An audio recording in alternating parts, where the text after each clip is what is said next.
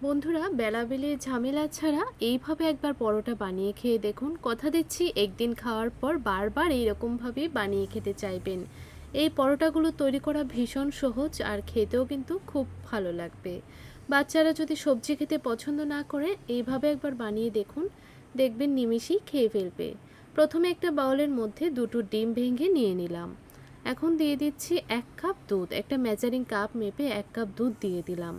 এখন এই দুধ আর ডিমটাকে ভালো করে ফেটিয়ে নেব। তার আগে দিয়ে দিচ্ছি কিছু গাজর কুচি করে, একটা গ্রেটার দিয়ে গ্রেট করে গাজরটা দিয়ে দিলাম। তারপর পেঁয়াজ কুচি করে কেটে দিয়ে দিয়েছি। তারপর দিয়ে দিচ্ছি কিছু টমেটো কুচি। এখানে আপনাদের পছন্দ অনুযায়ী যে কোনো সবজি অ্যাড করতে পারবেন। কিছু ক্যাপসিকাম কুচি করে দিয়ে দিলাম আর দিয়ে দিচ্ছি সামান্য একটু নুন। নুনের পরিমাণটা আপনারা বুঝে দেবেন। আর দিয়ে দিলাম হাফ টিস্পুনের মতো গোলমরিচের গুঁড়ো, হাফ টিস্পুন দিয়ে দিলাম হলুদের গুঁড়ো। এখন ভালো করে হুইস্ক দিয়ে মিশিয়ে নিতে হবে। আবারও বলছি, আপনাদের পছন্দ অনুযায়ী আপনারা এখানে সবজি অ্যাড করতে পারেন। তো দেখুন ভালো করে কিন্তু মিশিয়ে নিয়েছি। আর মিশ্রণটা কিন্তু অনেকটা ঘন হয়ে গেছে সবজিগুলো দেওয়ার কারণে। এখন এখানে দিয়ে দিচ্ছি মেজারিং কাপ মেপে প্রথমে 1 কাপ আটা। আটা প্রথমে 1 কাপ দিয়েছি, পরে যদি প্রয়োজন হয় তাহলে আরও অল্প একটু আটা অ্যাড করব। তো আটাটাকে এখন খুব ভালো করে মিশিয়ে নেব। আর এই মিশ্রণটা যদি ঘন হয়ে যায় তাহলে আপনারা এখানে জলের বদলে দুধ অ্যাড করতে পারবেন আর একটু। তো দেখুন ভালোভাবে মিশিয়ে নেবার পর হাফ টিস্পুনের মতো দিয়ে দিলাম গরম মশলার গুঁড়ো। তাহলে যে ডিমের একটা গন্ধ থাকে সেটা কিন্তু একদমই চলে যাবে, ফ্লেভারটাও খুব ভালো আসবে।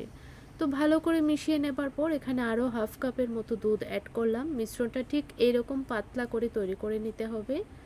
এই দেখুন খুব ভালো করে কিন্তু মিশিয়ে নিয়েছি। গোলাটা আমার একদম তৈরি হয়ে গেছে। আপনাদেরকে একটু দেখিয়ে দেব কতটুকু পাতলা বা ঘন রাখতে হবে। ঠিক এইরকম করে কিন্তু আপনারা গোলাটা তৈরি করে নেবেন।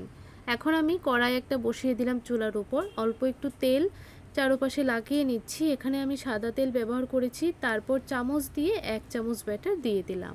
কিছুক্ষণ এইভাবে রেখে দিয়েছি। যখন দেখলাম উপরটা একদম ভালো করে ড্রাই হয়ে গেছে তখনই আমি উল্টিয়ে দিচ্ছি।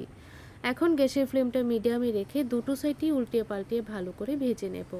আর দেখুন কালারটা কিন্তু একদম চেঞ্জ হয়ে গেছে আর ভালো করে কিন্তু উপরটা ভাজা ভাজাও হয়ে গেছে।